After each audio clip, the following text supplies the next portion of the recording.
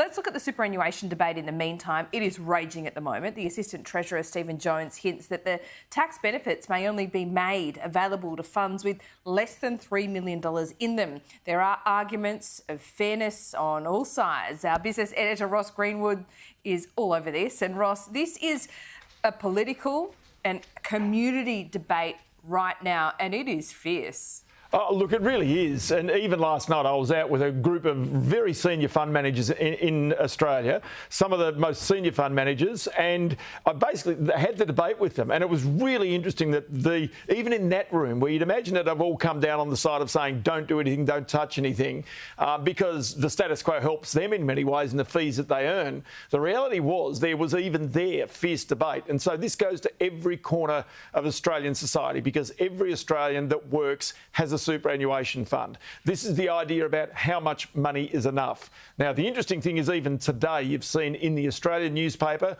the reports of politicians' superannuation and those in the old legacy schemes having almost for life pensions of up to $300,000 a year, some of them. Now, the interesting part about that, doing a few quick calculations, if you do a calculation based on a 7% return, that $300,000 pension for a politician is actually the equivalent of a superannuation fund with almost $4.5 million in it. If you base it on 5%, it works out to being $6 million. So this is the whole issue of where is fairness and the haves and the have-nots in our society. And this chart is what it's all about. So the Retirement Incomes Review a couple of years ago, it's all about who gets the tax dollars. So you can see here that out and around 2045, it's expected that the tax concessions for superannuation will cost the government more than the age pensions they'll be handing out. That's partly because baby boomers will be dying and so coming off pensions, and as a result also younger people. But remember, the idea about superannuation in the first place was for people to come off the pension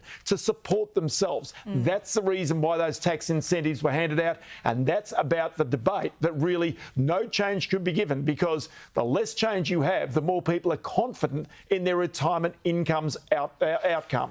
Yeah, that's right, and it's confidence. And when you have this debate and the kites are being flown, people get so nervous about it, because this dictates how, the rest of their lives can and will be lived in relative comfort. So let's talk about the super system and how it's been set up to allow people to put more than $3 million in it. That's how it works at the moment, I guess. Is it fair? Well, there's another point. What is fair in this world, right? So this is the point.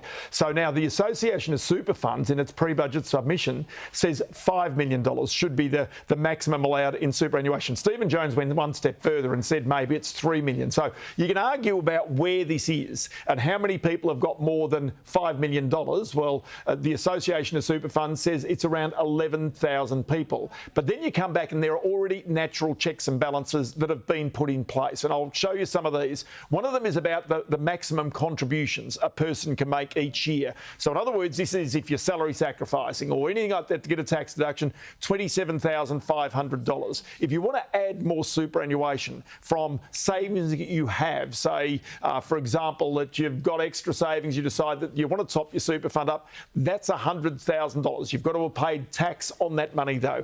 And then also say, for example, you're a small business person. That's fairly typical. You've sold a business, you've got an ability to actually do the super CGT, capital gains tax cap, and the sale of a business of putting $1.65 million into your super fund. Now, in the past, some of these caps weren't there, so people were able to get much, much more into their super fund. Yeah. But over time, these caps have come in place. And also then there's the other situation that can occur. In self-managed superannuation funds in particular, people can be really successful. They can actually set up businesses inside self-managed superannuation funds that are arm's length, and they can be highly successful. They could have bought Afterpay shares at their very beginning. They could have bought a whole bunch of tech shares and been super duper successful. The question is to whether they ultimately are going to be limited because of their success.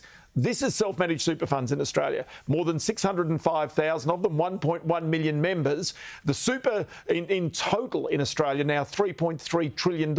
And you can see that self-managed funds make up around a third, 30% or so of that total superannuation pot. And it's here in many ways that it's deemed that it's attack on many of these self-managed super funds because it's here that those big account balances are most likely going to be. Well, Ross, thanks so much for that. And look, we're going to be speaking to Zali Segal a bit later in the program. You might be interested in that as well because, of course, all these teal independents have a lot of constituents who have those self-managed super funds. Look, they don't have the balance of power in the House, but they have a bit of power in Canberra. So we'll see what Zali Segal has to say and we'll check in with you soon.